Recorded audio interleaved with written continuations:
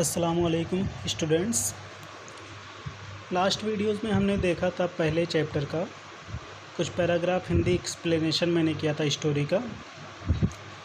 Story में भी आपको याद होगी कि स्टोरी ये है कि एक राजा होता है जिसके मन में 3 सवाल होते हैं और वो 3 सवालों का जवाब ढूंढने के लिए कोशिश करता है।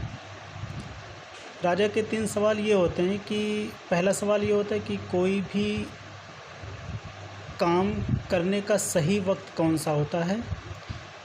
दूसरा क्वेश्चन ये होता है कि कौन से ऐसे लोग हैं जिनकी बातों को राजा को सुनना चाहिए।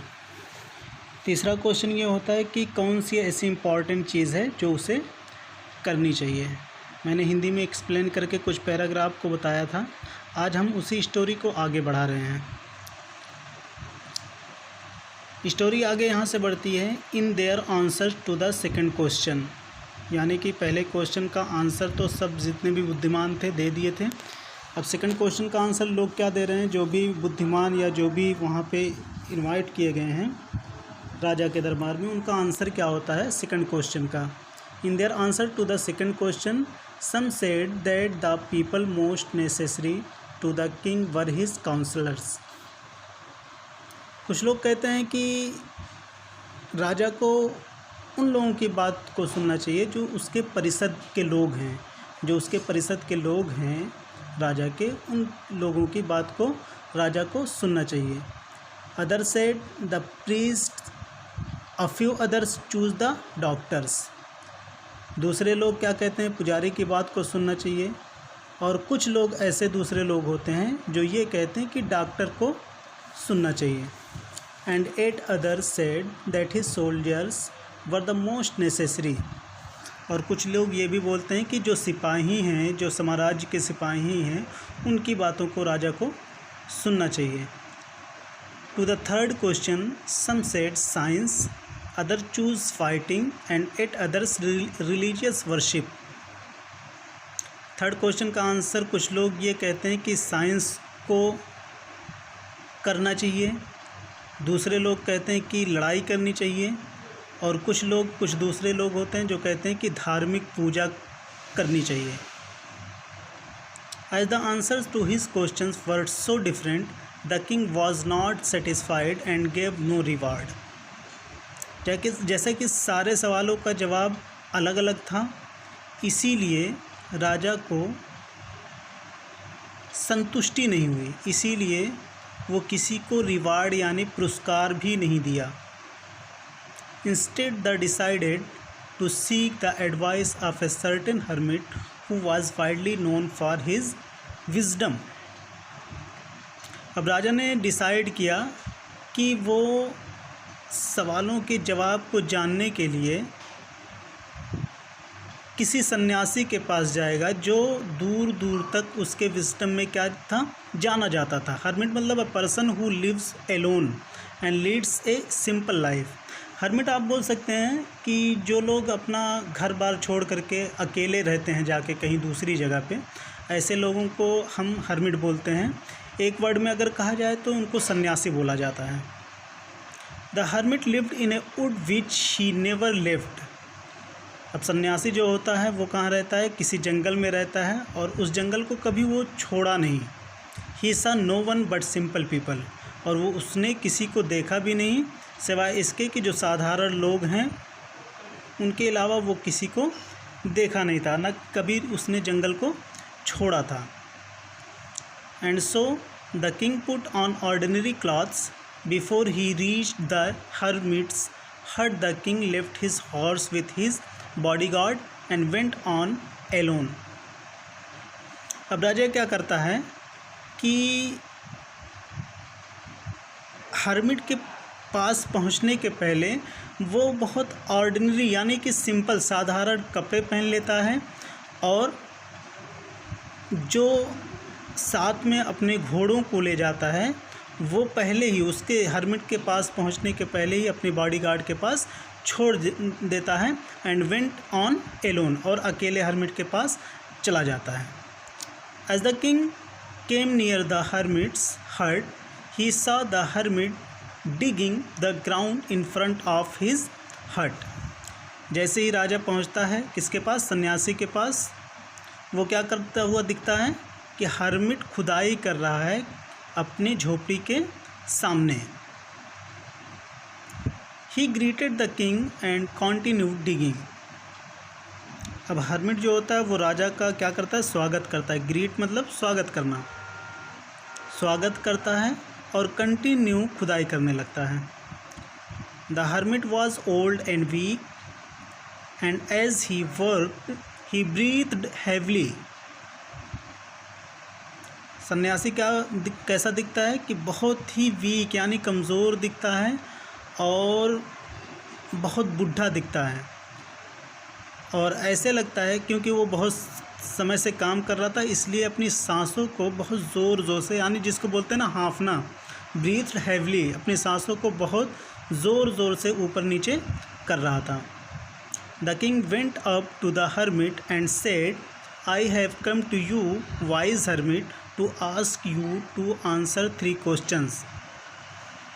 अब राजा जाता है किसके पास, सन्यासी के पास, और कहता है कि मैं आपके पास आया हूँ, ऐ बुद्धिमान सन्यासी, मैं आपके पास आया हूँ अपने सवालों का जवाब पाने के लिए।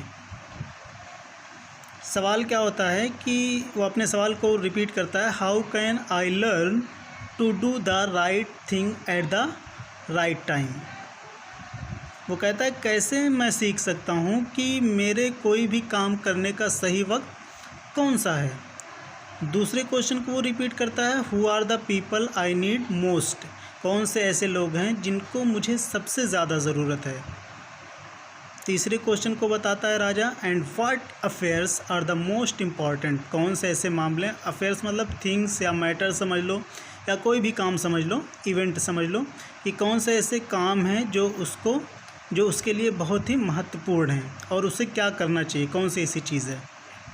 The hermit listen to the king but did not speak.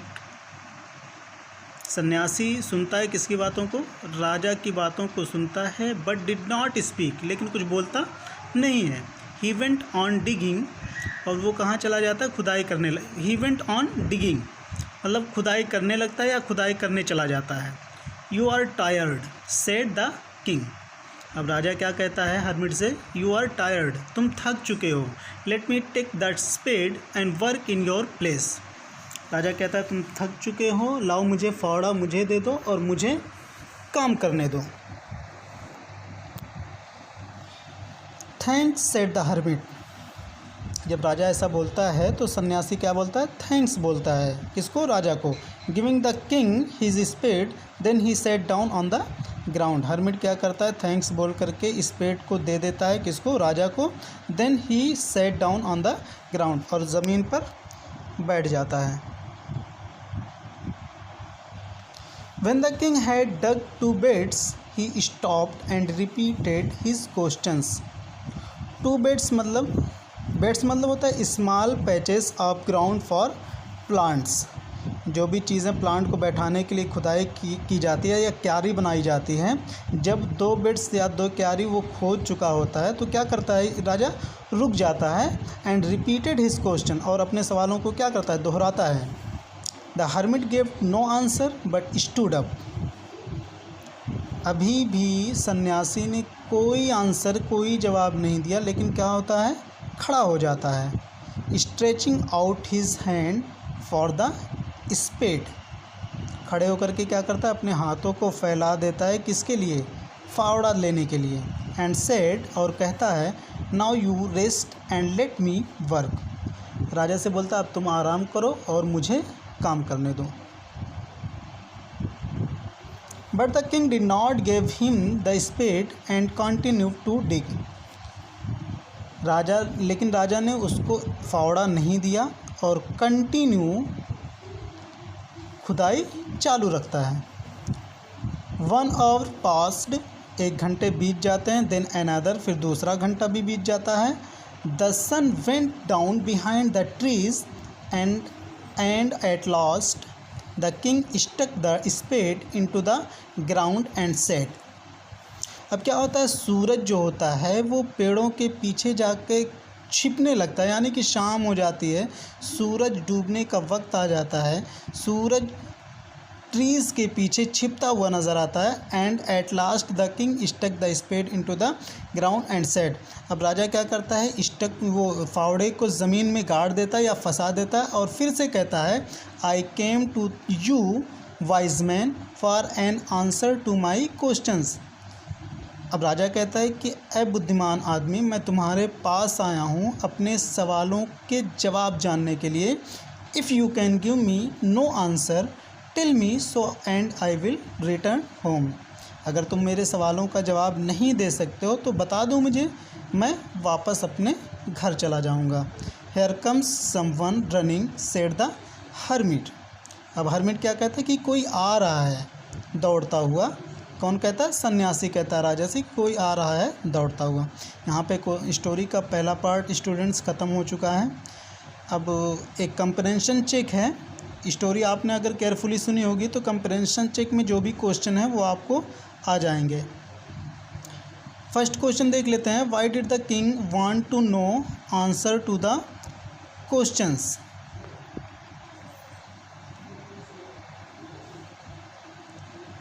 मतलब क्या निकलता है कि राजा जो है वो अपने सवालों का जवाब क्यों जानना चाहता है, यानी नहीं sorry, why did the king want to know answers to 3 questions, यानी राजा 3 सवालों का जवाब क्यों जानना चाहता है।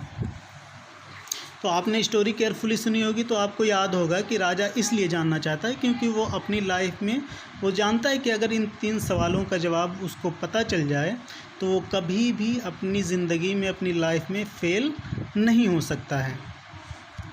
आपको आंसर मैं दिखा देता हूँ कि इसका आंसर क्या होगा। इसका आंसर आपको ये हो जाएगा, यहाँ से the thought came to a certain king that he would never fail if he knew three things, ये उसका आंसर हो जाएगा। ठीक है, यानी फर्स्ट लाइन, सेकंड लाइन और थिंग्स तक जो है वहाँ तक पहले क्वेश्चन का आंसर हो जाएगा।